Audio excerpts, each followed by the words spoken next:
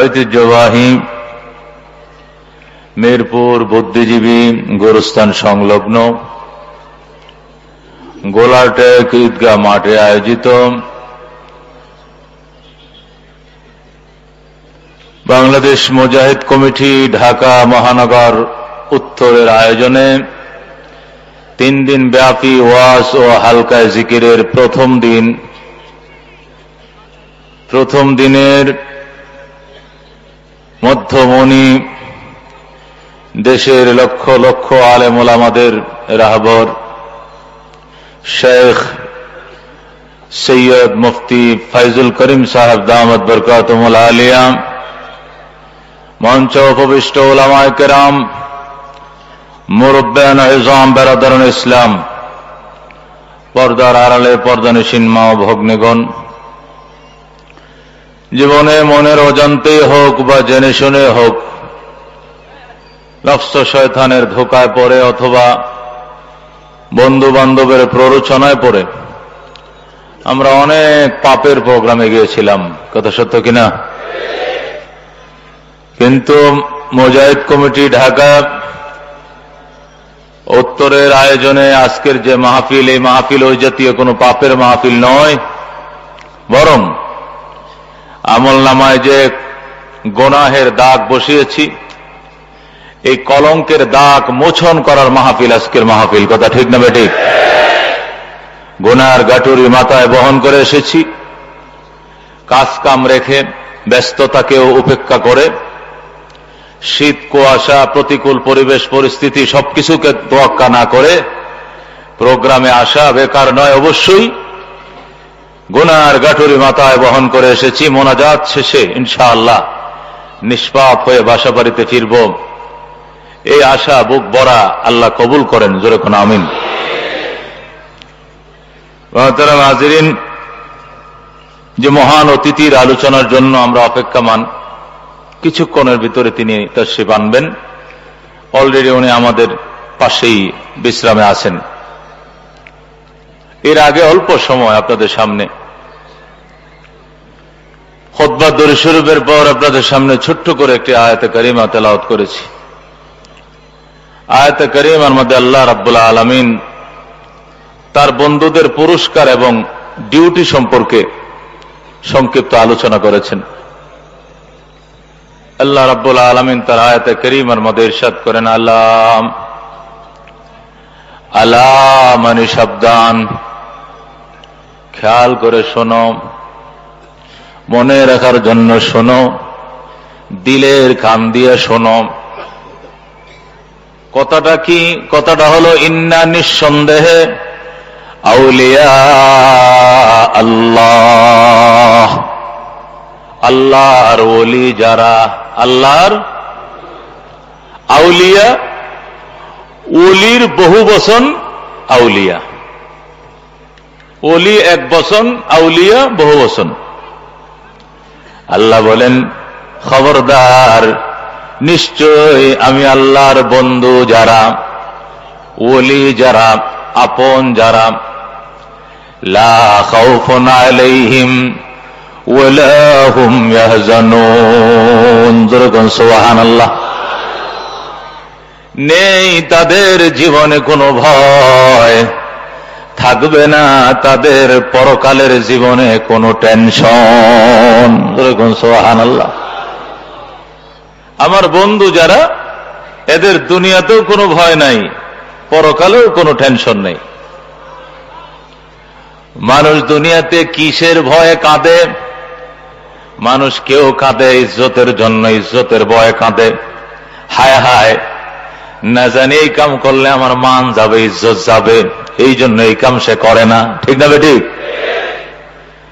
মানুষ কাপড়ের ভয় করে, খোরাকির ভয় করে, বাসা ভাড়া দিতে পারবে কি পারবে না এই টেনশন করে, জিনরে ভয় করে, পরীরে ভয় করে, রাজারে ডরায়, বাদশারে ডরায়, পুলিশরে ডরায়, জিনরে ডরায়, পরীরে ডরায়, ডরায় কিনা? জালেমরে ডরায়, ছিনতাইকারীরে ডরায়, অন্ধকার রজনীকে ভয় করে। আল্লাহ বলেন, আমার বন্ধু যারা, এদের ভিতরে আমার ভয় ঢুকিয়ে দিয়েছি। দুনিয়ার সব ভয় এদের অন্তর থেকে বিতাড়িত করেছি। নাই দুনিয়ার জীবনেও কোনো ভয় থাকবে না, পরকালের জীবনেও কোনো টেনশন, পরকালেও কোনো টেনশন থাকবে না। কবরে জান্নাতের দিকে জানালা পাবো কি পাবো না এই ভয় নাই, নবীর রওজার দিকে সুরঙ্গ হবে কি হবে না এই টেনশন নাই, ডান হাতে আমলনামা আসবে কি আসবে না টেনশন নাই, নবীর শাফাত পাবো কি পাবো না টেনশন নাই। আল্লাহু আকবার, বিজলির আকারে জান্নাতের জাহান্নামের উপর দিয়ে ব্রিজ, জান্নাতে যাওয়ার ব্রিজ, 30,000 বছরের রাস্তা। আল্লাহ বলেন আমি কোনো টেনশন রাখবো না, বিদ্যুতের গতিতে পার করে দিব। লা খাউফুন আলাইহিম, তাফসিরে জালালাইন শরীফের মধ্যে লেখে আয় ফিদ দুনিয়া ওয়ালা হুম ইয়াহজানুনা আয় ফিল আখিরা, তাদের দুনিয়ার জীবনেও কোনো ভয় নাই, পরকালের জিন্দেগিতেও কোনো টেনশন থাকবে না। যেরকম সুবহানাল্লাহ, কিচ্ছু ভয় নাই। শাহজালাল ডাক দেয়া কয় শাহপরাণ, সিলেটের মুসলমানদেরকে ডাকো, এমন একজন মুসলমান অবশ্যই খুঁজে বের করতে হবে যার জীবনে আসরের নামাজ কাজা হয় নাই। এই গৌর গোবিন্দ বেঈমান, এর বিরুদ্ধে তরবারি ধরে তরবারিতে অপমান করা যাবে না, এর বিরুদ্ধে অস্ত্র ধরে অস্ত্রকে অপমান করা যাবে না। আমি অন্য কৌশলে ওর বিরুদ্ধে জিহাদ ঘোষণা করবো। সুবহানাল্লাহ। কি করবেন মামা? মামা ডাক দেখো বাগিনা, এমন একটা মানুষ খুঁজে বের করো জীবনে আসর নামাজ কাজা করে নাই, এমন একটা মুজাহিদ আমার দরকার। সিলেটের মানুষ ইন্টারভিউ দিল, হাজার হাজার মুসলমান, কেউ বুকে হাত দিয়ে বলতে পারে না আসরের নামাজ কাজা হয় না, বলে ঘর পরে। শাহজালাল কো আমি তো মুশকিলে পড়লাম, ভাগিনা তোমার খবর কি? সুবহানাল্লাহ। বাগিনা কয় মামা কিসের আসর কিসের ফজর, বালেগ হওয়ার পর জিন্দেগিতে নামাজ কাজা হয়েছে এমন কোন ইতিহাস নাই। মামা কয় আসো বাগিনা আসো, তোমারই দরকার। ধরো বদনা নিয়ে যাও সুরমায়, সুরমার থেকে এক বদনা পানি তোমার হাতে আমার এনে দাও। বাগিনা বদনা দিয়ে সুরমায় যায়, মামারে এক বদনা পানি এনে দেয়। দেওয়ার পরে শাহপরান কো মামা পানিতে কি করবেন? কজু করমু। কয়ের পরে কি হবে? কয়ের পরে কি হবে দেখবা না খেলা? জোরে কও সুবহানাল্লাহ। قال رسول الله صلى الله عليه وسلم الوضوء سلاح المؤمن। ওরে শাহপরান আমার ভাগিনা, তুমি কি জানো না বাজান, ওযু হলো ইমানদারের সর্বশ্রেষ্ঠ হাতিয়ার, এটা সর্বোৎকৃষ্ট হাতিয়ার। আমার অস্ত্রটা আমার কাছে এনে দাও, আমি অস্ত্র ধারামম। শাহপরান বদনা নিয়ে ওযু করতে বসে, শাহজালাল ওযু করতে বসে, আর বাগিনারে বলে বাগিনা সোজা কিবলার দিকে দাঁড়াও, আজান শুরু করে দাও। আজানের ভিতরে যেন আবেগ আর অনুভূতি ফুটে উঠে, বেলালের মতো ভাঙ্গা হৃদয় দিয়া, দাউদের মতো মধুর কণ্ঠ দিয়ে আজান প্রচার করতে হবে। মামায় ওযু করে মানে অস্ত্র দাঁড়ায়, বাগিনা আজান দিয়ে আল্লাহু আকবার আল্লাহু আকবার। 4 বার আল্লাহু আকবার বলছে, গোবিন্দ বাদশার 4 তলা ভবন মাটির সাথে মিশে যায়। সুবহানাল্লাহ। চটে আয় শাহজালালের নির্ভীক সৈনিকেরা, খতম কর গোবিন্দের ওই চেলা চামুন্ডা গোলা, খতম কর গোবিন্দের ওই চেলা চামুন্ডা গোলা। শাহজালালের স্বপ্ন ছিল আল কোরআনের জ্বলবে আলো, ঠিক না ঠিক? শাহজালালের স্বপ্ন ছিল আল কোরআনের জ্বলবে আলম, সে আলো ছড়িয়ে দিতে বিপ্লবেরই মশাল জ্বালা। ছুটে আয় শাহজালালের নির্ভীক সৈনিকেরা, খতম কর গোবিন্দের ওই ছেলা চামুন্ডা গোলা, ঠিক না ঠিক? গোবিন্দ এই যে সিলেটের সীমানা ছাড়লো, মৌতের আগে আর কোনদিন সিলেটের সীমানায় ঢুকে নাই। হযরত শাহজালাল এক আযানের মাধ্যমে গৌর গোবিন্দরে বিতাড়িত করলেন। আল্লাহু আকবার কোন। আসিল না এদের ভিতরে কোনো ভয়? আমার মনে আছে যেদিন আল্লামা আজিজুল হক সাহেব এবং মুফতি ফজলুল হক আমিনী সাহেব, জুনায়েদ আল হাবিব চট্টগ্রামের মুফতি এজার ইসলাম চৌধুরী সহ একদল উলামায়ে কেরামকে ওই রাজশাহী আলিয়া মাদ্রাসা প্রোগ্রাম করে আসার টাইমে কালিয়াকোট থেকে যখন অ্যারেস্ট করা হলো, পীর সাহেব চরমনায় পরের দিন ফোন করলো, কাফনের কাফন নিয়ে ময়দানে আসো, আমার উস্তাদ জেলে থাকবে, ফজলুল করিম বাহিরে থাকতে পারে না। অর্ডার হয়ে গেল, আমার উস্তাদ আল্লামা আজিজুল হক সাহেব জেলে থাকবে, আমি বাহিরে থাকবো, এটা কোশ্চিন কালেও মানা যায় না। মৃত্যু তো একদিন হবে, আসো মাঠে আসো। আমরা গেলাম, আমরা যে পরিমাণ লোক, পুলিশও ছিল সেই পরিমাণ। আল্লাহর ওলি ডাক দিয়া কয়, আল্লামা আজিজুল হক সাহেব জেলখানায় ঢুকাইয়া জায়গা দিতে পেরেছ, সাহস থাকলে ফজলুল করিমকে অ্যারেস্ট করো। স্পষ্ট মনে আছে আমার, আজাদের সামনে, আজাদ প্রোডাক্টসের সামনে পুলিশকে হুজুর অনুরোধ, রুডে বের হয়েন না, কঠিন নির্দেশ, বের হবেন তো অ্যারেস্ট হবেন। হুজুরকে আমি পরোয়া করি না, অফিস থেকে বের হয়ে মাইক নিয়ে বক্তব্য শুরু করছে, আমার অ্যারেস্ট করে দেখিয়ে দিব জেলখানায় জায়গা কি পরিমাণ আছে। পারে না, আল্লাহর ওলিকে 10টা মিনিটের জন্য জেলে নিতে পারে নাই, পারছেনি। এটা কিসের বলে? আল্লাহু আকবার। আল্লাযীনা আমানু ওয়া কানু ইয়াত্তাকুন। আল্লাহ বলেন, ওলির পুরস্কারের কথা বলছি, ওলির পরিচয়ের কথা বলি নাই। ওলি কাদেরকে বলে? যারা কানেকশন রাখে উপরওয়ালার সাথে। সুবহানাল্লাহ। ওয়া কানু ইয়াত্তাকুন, এবং তাকওয়ার দন যাদের সাথে থাকে। সুবহানাল্লাহ। বাদশাহ শাহজাহান ভারতের সম্রাট। কি ভারতের নাম শুনছেন? শাহজাহান। তার ছেলে আলমগীর দিল্লি শাহী মসজিদের ইমাম সাহেব মোল্লা জিউনের কাছে লেখাপড়া করে। বৃহস্পতিবারে বাড়িতে আইসা দেখে রাজ দরবারে খালি মোল্লা আর মোল্লা। শাহজাহান মোল্লাদেরকে নিয়ে মিটিং করে। आलमगीर को अब्बा जान क्या बात है, इतने उलमाए करम का जमायत, क्या खबर, कौन अहम काम का मशवरा चल रहा है, कौन गुरुत्वपूर्ण जिनिसेर मशवरा करছেন এত এত উলামায়ে কেরাম। শাহজাহান को आलमगीर তুমি ছোট মানুষ, তুমি এতটা বুঝতে যাও না। কেন? তুমি লেখাপড়া করো, মোল্লা জীবনের কাছে বৃহস্পতিবার বাড়িতে আসছো, শাহী ঘোড়া পাঠাইছি, ঘোড়ায় করে নিয়ে আসছে তোমারে, তুমি যাও ঘুমাও, তোমার রুমে যাও। কয় না, মুঝে জাননা হোগা, আমাকে জানতে হবে উলামায়ে কেরামদের কি জানতে চান আপনি। मेरे दिल का तमन्ना है कि रेशम के कपड़े से कुर्ता बना के पहनना, আমার মনের আকাঙ্ক্ষা রেশমের কাপড় দিয়ে জামা পরতাম, এক সেট আমার জন্য বানাবো, আর এক সেট তোমার জন্য, আর এক সেট তোমার মায়ের লেগে। उलमाए केराम ने फतवा क्या दिया? उलमाए केराम ने फरमाया आपके लिए बिल्कुल जायज है।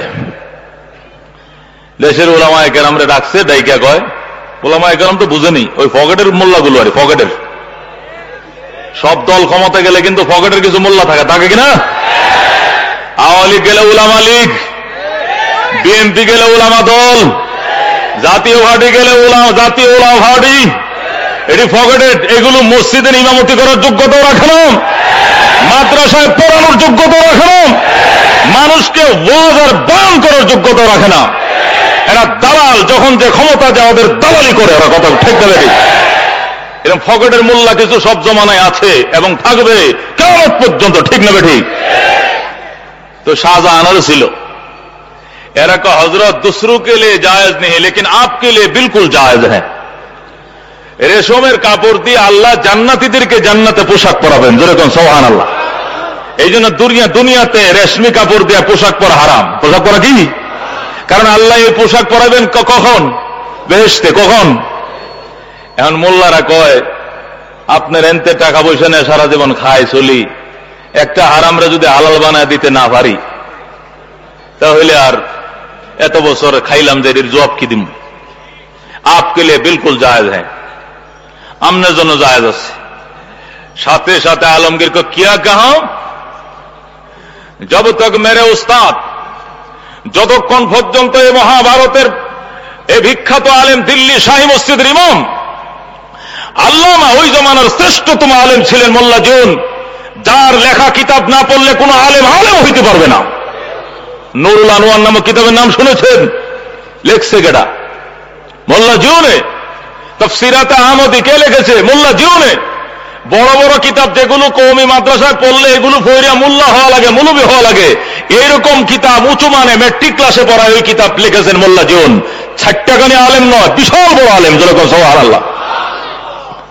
आलमगीर को मेरे अब्बा, मैं तेरे खिलाफ जिहाद ऐलान करता हूं, আমি তোমার বিরুদ্ধে সর্বপ্রথম যুদ্ধ ঘোষণা করলাম। তুমি রেশমের কাপড় দিয়ে জামা বানাইলে আমি হব তোমার বিরোধী জোটের ১ নম্বর নেতা। আমি সন্তান তোমার বিদ্রোহ ঘোষণা করলাম, কখনো হতে দেব না। যতক্ষণ পর্যন্ত মোল্লা জিউন জায়েজ আছে এই ফতোয়া না দেবে, এতক্ষণ পর্যন্ত গ্রহণযোগ্য নয়। এই দালাল মোল্লাদের কথা কিছু আসে যায় না। তাই কাহা, যা তোর হুজুর থেকে ফতোয়া নিয়ে আয়। গেছে ফতোয়া আনতে আলমগীর। মোল্লা জিউন কয়, আগামী শুক্রবারে তোর আব্বারে কোচ আগে আগে আইতু শাহী মসজিদে জমা পড়ার জন্য। তোর আব্বা একটা আন্তর্জাতিক অপরাধ করে চলেছে। এই আন্তর্জাতিক অপরাধের বিচার আন্তর্জাতিক ভাবে হইতে হবে। আন্তর্জাতিক ফতোয়া তালাশ করেছে। আন্তর্জাতিক ফতোয়া আন্তর্জাতিক মেম্বর থেকে, শাহী মসজিদের মেম্বর থেকে শুক্রবারে মাইকে লক্ষাধিক হাজির এই আল্লাহর গড়ের মেহমানদের সামনে প্রচার করা হবে। যেরকম সুবহানাল্লাহ। এটা কোনো গোপন অপরাধ নয়, এটা গোপনে তোমার কানে কানে আমি বলতে পারবো না। আলমগীর কা হযরত জু কহে না মুঝে কহে দেনা, যা বলবেন আমার কানে কানে বলে দেন, মানুষের সামনে বলে আমার বাবারে বেইজ্জত করেন না। কয় না, তোর বাপরে আর সারা যাবে না। তোর বাপে নফসের গোলামি করতে করতে করতে দুঃসাহস এত বাড়া বড়ছে, নিজেকে অপ্রতিরোধ্য মনে করছে, কিন্তু আমি মোল্লা জিউন তোর বাপকে ছাড়ছি না। যেরকম সুবহানাল্লাহ। শুক্রবার দিন শাহজাহান 3 বাহিনীর প্রধানকে নিয়ে একবারে ইমাম সাহেবের মেম্বরের সামনে বাইতুল মুকাররম, বুঝেন না, দিল্লি শাহী মসজিদের একবার সামনে এসে বসেছে। হুজুরে অন্তত আমার দিকে তাকায় যদি একটু মাফ করে, একটু গুছায় গাছায় যদি বলে, তাও তো জীবনটা বাঁচলো। মোল্লা জিউন উঠাই রক্ত মাথায় উঠে গেছে। জানতে হো হিন্দুস্তান কে মুসলমান, এ ভারতের মুসলমানরা, শুনেছ তোমরা? শাহজাহান দুঃসাহস করতে করতে এই পর্যন্ত অ্যাডভান্স হয়েছে, সে এখন রেশমের কাপড় দিয়ে জামা বানায় গায়ে দিতে তার ইচ্ছা। আমি বলতে চাই, এই ফতোয়া যে তালাশ করেছে সেও কাফের, যারা জায়েজ ফতোয়া দিয়েছে এরাও কাফের, এদেরকে যারা কাফের বলবে না ওরাও কাফের। কাফের কাফের এমন ফতোয়া দিছে, শাহজাহান কি নামাজ থুয়ে যাইব না নামাজ ফুরে যাইব ওস নাই। কোন মতে 2 রাকাত পড়ছে ফরজটা, ফইরেই বাকছে। ঘোড়ার উপরে সওয়ার হইয়া শাহী দরবারে যায়, ফরমাস সাথে সাথে এর পরওয়ানা জারি করে ফেলছে। 10 मिनट के अंदर अंदर उस मुल्ले को अरेस्ट करके दरबार में हाजिर करना, उसके कल्ले को बदन से आलादा कर देना। 10 মিনিটের ভিতরে একে অ্যারেস্ট করে দরবারে হাজির করতে হবে এবং দেহ থেকে কাল্লাকে বিচ্ছিন্ন করে ফেলতে হবে। আলমগীর দৌড়ায় গেছে, আব্বা জান क्या हुआ क्या हुआ? यहां से हटो, সর্বদা তোর উস্তাদের সাথে আর সারাসারি নাই। এত বড় সাহস, তার কদমের নিচে বসে রইলাম, পাউঠি নাড়ায় নাড়ায় কেমনে কথাগুলো বললো আমাকে, এরে সারা যায় না। এর বিরুদ্ধে যুদ্ধ ঘোষণা করলাম, সুসজ্জিত অস্ত্র টস্ত্র সহ অ্যারেস্ট করার জন্য শাহজাহান বাহিনী পাঠাইলেন। আলমগীর দৌড়ায় গেছে, হুজুর গেছে, হুজুর ঘটনা তো খারাপ, আইতেছে আপনাকে অ্যারেস্ট করার জন্য। কেন?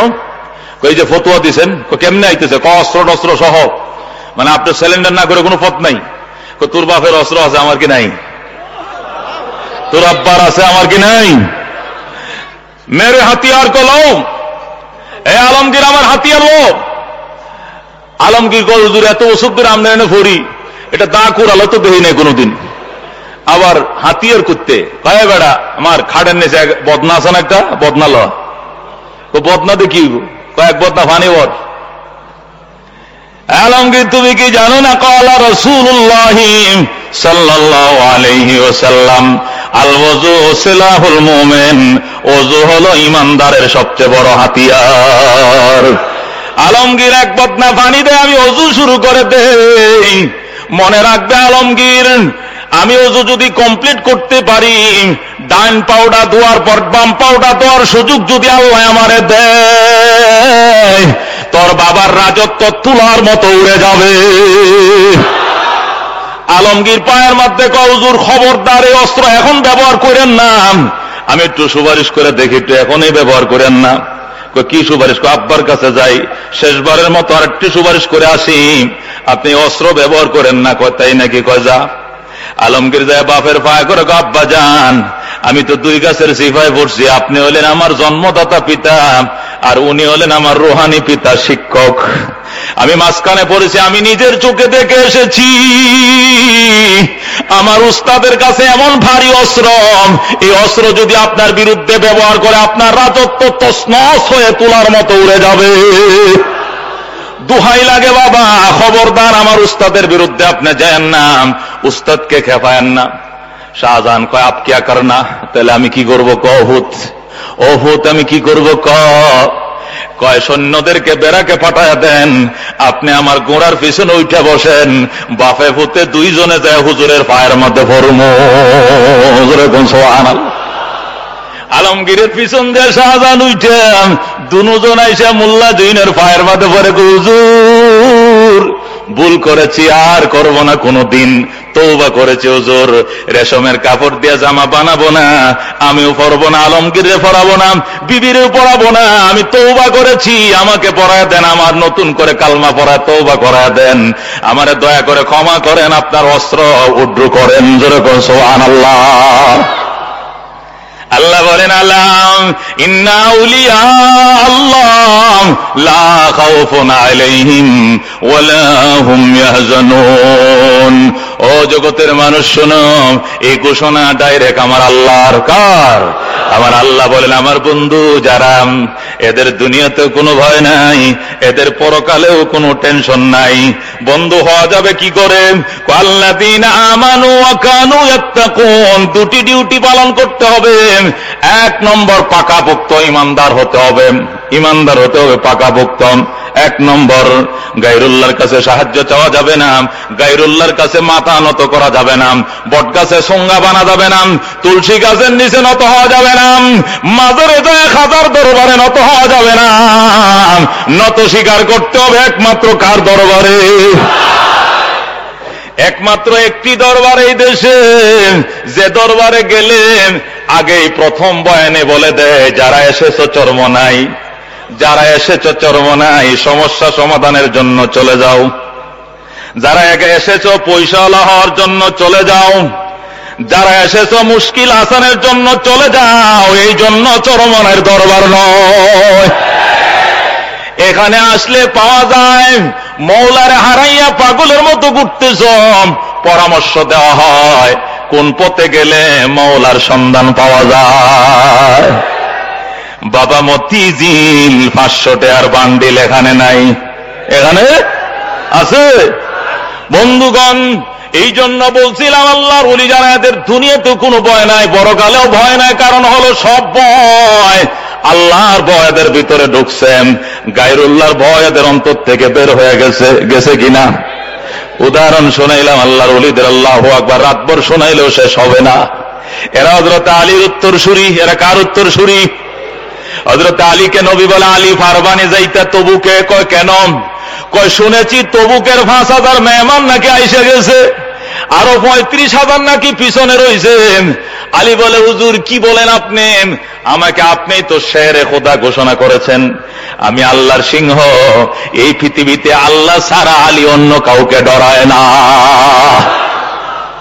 হযরত আলী বলেন, আমি যাব হুজুর। ফারবানি কয়, হ্যাঁ হুজুর। দৌড়ের গোড়ার উপরে সোয়ার হইয়া পিছন দিয়ে গোলাম বসাইছে, বসাইয়া একটা তীর নিচে কাঁধের উপরে নিয়ে রওনা করছে। মদিনার থেকে 20 দিনের রাস্তা পাড়ি দিয়ে তবুক প্রান্তে পৌঁছার পরে দেখে পাহাড়ের ঢালুর মধ্যে এক সাইডে কনসার্ট চলতেছে, নারীরা নাচতেছে, গান গাইতেছে, আর সৈন্যরা উপভোগ করতেছে, আরেক দিক দিয়ে রান্নার ডেকসি বসানো, রান্না বান্না চলতেছে, খানার আসর চলতেছে। হযরত আলীর সন্দেহ হলো এরাই হয়তো রোমাঞ্চ সৈন্য হবে। আস্তে করে ঘোড়ার থেকে নাইমেন দূরে গোলাম এবং ঘোড়াকে দাঁড় করাইলেন, একটা এরিয়া দিয়ে দিলেন, লাঠি দিয়া দাগ দিলেন আর বললেন, গোলাম খোদার কসম দাগ দিয়া গেলাম, এখানে কোনো দুশমন ঢুকতে পারবে না, তুমি এখানে নির্বিঘ্নে দাঁড়িয়ে থাকো, আমি সামনে গেলাম। হযরত আলী সেনাদের কাছে আসলেন, এসে জিজ্ঞাসা করলেন, মানান্তুম, আপনারা কারা? নাহানু আহলুর রোম, আমরা রোমাঞ্চ সৈন্য। আইনা তুরিদুন, কই যাওয়ার নিয়তে আসছেন? কয় নুরিদুল মদিনা, মদিনায় যাব। মদিনায় যাবেন? কহ আপনাদের সেনা সংখ্যা কত? কয় এখানে 5000, আরো আছেন এই সৈন্য, কয় পিছনে 35,000 আইতেছে। আপনাদের কমান্ডার কে? কয় কেন? ওনার সঙ্গে একটু কথা ছিল। সুবহানাল্লাহ। কমান্ডারের সাথে কথা বলবো, আপনার সিপাহীদের সাথে কথা বলে তো লাভ নাই। আপনাদের কমান্ডারকে? কয় স্যারে ঘুমায়। কয় স্যারে ডাকেন। 27 বছরের যুবক আলী, জোরে কোন সুবহানাল্লাহ। মাত্র 27, কত বয়স? কমান্ডারকে ডাকেন। কমান্ডারকে ঘুম থেকে ডেকে আনছে, আনার পরে বলে, আপনারা যে মদিনায় যাবেন, মদিনায় কি এর আগে আরো গেছেন? কয় যাই নাই। সর্বনাশ, জান নাই? মদিনার অলিগলিয়ে তো পেছিদা, ভিতরে দুশমন ঢুকতে পারবে ঠিক, কিন্তু বের হয়ে আসার রাস্তা খুঁজে পাবে না। আপনারা সেখানে বুঝে যাবেন। কইটাই তো ভাবতেছি, আর তো জীবনে যাই নাই কোনদিন, বের হয়ে আসতে পারবো কিনা। আলী কো, আমার দৃঢ় বিশ্বাস, ঢুকলে আর বের হতে আপনাদেরকে দিবে না। 2 নম্বর প্রশ্ন, কমান্ডার সাহেব, আপনারা যে যুদ্ধ করবেন কার বিরুদ্ধে? কো মুহাম্মদ এবং তার বাহিনীর বিরুদ্ধে। ক অপরাধ কি? কয়রা ইসলাম প্রচার করে, খ্রিস্টান ধর্মের বদনাম করে, এই জন্য আমাদের খ্রিস্টান বাদশায় পাঠাইছে, 1 বছরের বেতন বোনাস অ্যাডভান্স দিয়ে দিছে, বিবি বাচ্চার থেকে চিরবিদায় নিয়ে দিছে, আর বলছে মুহাম্মদ এবং তার বাহিনীকে মদিনার মাটির সাথে মিশিয়ে দাও। জোরে কোন নাউজুবিল্লাহ। হযরত আলী বলেন, মিশাইবেন ভালো কথা, যদি পারেন অসুবিধা কি মিশিয়ে দিবেন? হয়তো নিজেরা মিশবেন, নয়তো শত্রু মিশবে, একটা তো হবে। আপনাদের কাছে আমি জানতে চাই, মুহাম্মাদের ওই বাহিনীর সাথে আগেও কি যুদ্ধ করার অভিজ্ঞতা আসেনি আপনাদের? সৈন্যরা কয়, না বাবা, এর আগে তো যুদ্ধের অভিজ্ঞতা নাই। আলী কয়, সর্বনাশ, 36 মাইশা দিনে দুপুর বেলায় প্রচন্ড তৃষ্ণার মাঝে 1 গ্লাস শরবত দিলে যেরকম শান্তি লাগে, মুহাম্মাদের সৈন্যরা শাহাদতের তৃষ্ণায় এমন বেকুল, এরা শহীদ হইয়া এমন শান্তি পায়। তোমরা তো অস্ত্র দিয়ে জীবন বাঁচাইতে চেষ্টা করবা, আর মুসলমানরা অস্ত্র বাঁচাইয়া জীবনটা আগে দিয়ে দিতে চেষ্টা করে। এদের সাথে যাইবা যুদ্ধ করতে। কমান্ডার ডাক দেখো, যুবক, তুমি এত দুঃসাহসের সাথে কথা বলছো, তুমি কোন দলের লোক? তুমি কোন দলের লোক? আলী কয়, পরিচয় না দিলে কি হয় না? দাও বাবা, পরিচয় দাও। 5000 সৈন্যের সামনে, 5000 সশস্ত্র সেনার সামনে যেমনে হাত নাড়ায় কথা বলতেছে, একটা তীর ছাড়া তোমার কাঁধে আর কিছু নাই, এত সাহস তুমি কই পাইলাম? হযরত আলী বলেন, শোনো, আমার পরিচয় আমি এখন দেওয়াটা সমীচীন মনে করি না। মদিনায় যাওয়ার নিয়ত যেহেতু করছেন, আইসেন মদিনায়, ময়দানে দেখা হবে, মাঠে দেখা হবে। কিসের বিনিময়ে মোকাবেলা করবাম? হযরত আলী ডাক দিয়া কয়, আমাদের সৈন্য সংখ্যা অবশ্য এত নয় যত সৈন্য আপনাদের, তবে একটা কথা মনে রাখবেন, আমাদের প্রত্যেকটা সৈন্যের সিনার ভিতরে এক একটা মাইন এমন পোতা রয়েছে, একটা মাইন যদি ময়দানে বিস্ফোরণ ঘটে, দুশমন সৈন্য একটাও ফিরে যাইতে, পলায়া যাইতে রাস্তা খুঁজে পাবে না। হযরত আলী বলেন, শোনো, তোমরা এখানে কত? কয় 5000। আল্লাহ রাব্বুল আলামিন আমার আলীকে 2টি হাত দান করেছে। কয়টি হাত? আলীকে 2টি হাত দান করেছে। তরবারি যদি ভেঙ্গে না যায়, ঢাল যদি বেঈমানি না করে, তাহলে আমি আলী বলতে চাই, শোনো, 5000 সৈন্য মোকাবেলা করার জন্য আলীর 2টা হাত লাগবে না, একটা হাতে যথেষ্ট।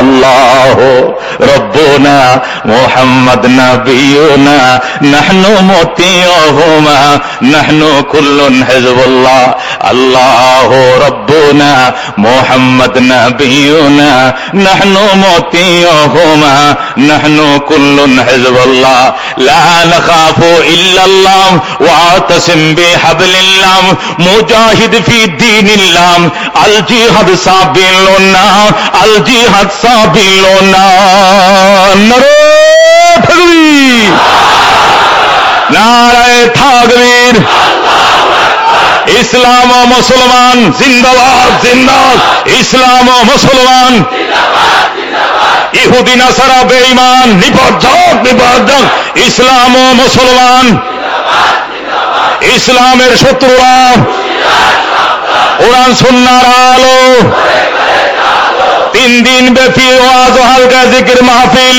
জিন্দাবাদ জিন্দাবাদ নারে তাকবীর হযরত আলী সালাম দিয়া কো ভাইজান আসি দেখা হবে মাঠে আলী কারে কয় আমি সংক্ষিপ্ত ভাবে বলি আমার নাম নবীর জবানে শেরে খোদা ঘোষিত হয়েছে ডাক দিয়া কো বাজান শেরে খোদার অর্থ কি কয়ে যা কই শেরে খোদার অর্থ খোদার সিংহ খোদার সিংহ হযরত আলী ঘোড়ার উপর সওয়ার হয়ে মদিনার উদ্দেশ্যে রওনা করছে কমান্ডার সৈন্যদেরকে বসাইছে বসায় কো বাজান আমি যামু না তোরার মন চাইলে যা আমি এক কদম মদিনার দিকে আগামু না একটা যুবক কেমনে কইল দেখলেনি এরা যদি 40টা এক হইয়া যায় 40,000 সব কয়টা রাইখা দিব আমি যামু না এই যে খুঁড়া গাড়ছিল ওই জায়গায় আর সামনে আসে নাই হযরত আলী মদিনা এসে গো নবীজি ঘটনা তো সত্য এরা তো আইসে গেছে কয় কদ্দুর কয় তবুক পর্যন্ত 5,000 আইসে গেছে তোমার সাথে আলোচনা হয়েছে না কয় বিস্তারিত আলোচনা করে আসছি বাপ নমুনা কেমন কয় খোদার কসম আমি যে বক্তব্য দিছি এরা এক কদম সামনে আসবে বলে আমার বিশ্বাস হয় না আল্লাহর হাবিব বলে তাহলে কি করা যায় আলী কয় কি করা যায় এরা তো রুম থেকে বের হয়ে আসছে মদিনায় না আসুক ইটালির থেকে তো বের হয়ে আইছে কত বড় সাহস মুসলমানদেরকে মেরে ফেলবে মুসলমান বসে থাকবে এমন জাতি মুসলমান নয় হুজুর আমরা তবুকেই যাব সেনা তৈরি করেন আমার নাম আগে লিখবেন যেরকম সুবহানাল্লাহ আল্লাহর হাবিব আবু বকরকে বললেন নাম লেখো আবু বকর বাবা নাম লেখো 28,000 সাহাবায়ে কেরাম নাম লিখছে কয় হাজার হুজুরে কয় কত হইছে কয় 28 মাশাআল্লাহ কম না 313 জন 1000 এর মোকাবেলা করছি বদরে 1000 হইয়া 3000 এর মোকাবেলা করছি ওহুদে 3000 হইয়া 10,000 এর মোকাবেলা করছি খন্দকে সুতরাং 28,000 হইয়া 40 এর মোকাবেলা করা সংখ্যায় তো কম না বেশি সুবহানাল্লাহ হুজুর সৈন্য তো ঠিক বেশি রয়েছে কিন্তু সমস্যা তো এক জায়গায় কোথায় এই যে ঘোড়া এই যে এতগুলো ঘোড়া লাগবে কই পাবো ঘোড়া এতগুলো উটের প্রয়োজন কই পাবো উটের লাগাম কই পাবো ঢাল কই পাবো তরবারি কই পাবো 20 দিনের রাস্তা যেতে হবে আসতে হবে থাকতে হবে যুদ্ধ করতে হবে রাস্তার খরচ বহন করার পয়সা কই ফান্ড কোথায় খাওয়ার ফান্ড কোথায় খরচের ফান্ড কোথায় অস্ত্র কেনার টাকা কোথায় আল্লাহর হাবিব হাউমাউ করে কেঁদে দিলেন চোখের পানি ছেড়ে দিলেন বললেন বাবা এই অভিযোগ তুমি কার কাছে করো টাকার অভিযোগ তুমি কার কাছে করো আমি নবী আগে জানতে চাই আমার বাবা আবু বকরের জন্য কি অবদান রাখবে যেরকম সুবহানাল্লাহ আমি আবু বকর থেকে আগে জানতে চাই তুমি কি দিবা হায় হায় হযরত আবু বকর হুজুর এইটাই তো 21 বছর পর্যন্ত দিলাম মক্কার বিশিষ্ট শিল্পপতি ছিলাম সব দিয়া এখন সালাসট পরে ঘুরে মদিনায় ঘুরি হুজুর 21 বছর পর্যন্ত তো দিলাম আর তো কিছু নাই যাই আছে এর মধ্য থেকে কি দিবা আমি জানতে চাই আবু বকর হুজুর ঘর থেকে আসি সময় দেন ঘরে গিয়ে একটা শর্ট পরাম বিবির আর একটা শট ফরাইয়া যা ছিল সব গাট্টি বান্ধা আল্লাহর নবীর সামনে এনে মাথার থেকে ফেলে দেয়। ইয়া রাসূলুল্লাহ, আমি বললাম এই গাটুরির ভিতরে ডেক্সি আছে, পাতিল আছে, শিল আছে, পাটা আছে, বদনা আছে, বালিশ আছে, খাতা আছে, কাপড় চোপড় ব্যবহারের কাপড় চোপড় সহ, আটা সহ, এমনকি ওই যে বুট ভাঙ্গানোর যে জাঁতা সহ সব রয়েছে। একটা সুতাও পর্যন্ত ঘরে রেখে আসি নাই। আল্লাহ এবং আল্লাহর রাসূল ছাড়া আমার ঘরে কিছু নাই, সব আপনার দরবারে হাজির। আল্লাহ হাবিব বললেন, আবু বকর আসো, এদিকে সামনের দিকে আসো বাবা।